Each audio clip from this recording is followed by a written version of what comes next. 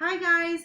So this week we're going to focus on irregular verbs for our grammar. So let's go back and talk about what a verb is. So if you remember, a verb is an action word, something I can do like jump or run or go or smile. Those are all words that I can do, all actions that I can do. So those are verbs.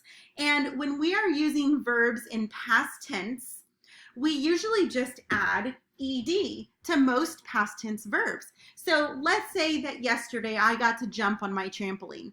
My sentence would sound like this. Yesterday I jumped on my trampoline.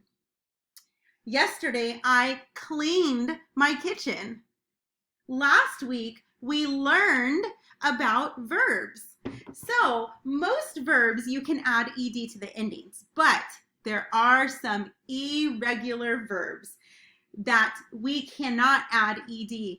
The whole word changes for these verbs. So for example, one that we use all the time is the word go. So if I'm going to talk about how I had to go to the store yesterday to get milk, I wouldn't say yesterday I goed to the store to get milk.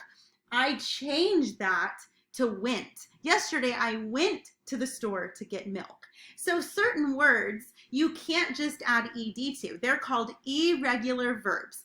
And we're going to take a look at this picture of irregular verbs. So a lot of these words we use quite often, and you guys already use them because you speak English so naturally, so you don't really have to think about it.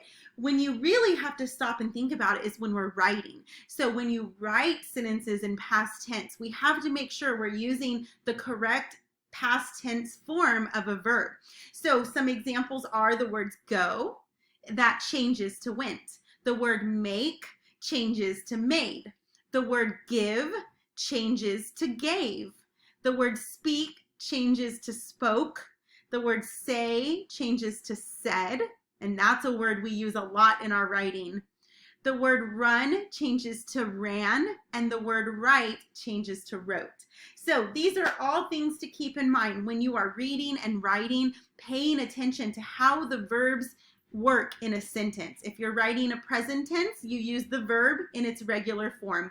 If you're writing a past tense, you have to either add ed if it's a regular verb, or you have to change it to its past tense form if it's one of these special irregular verbs. Thank you so much for watching, guys.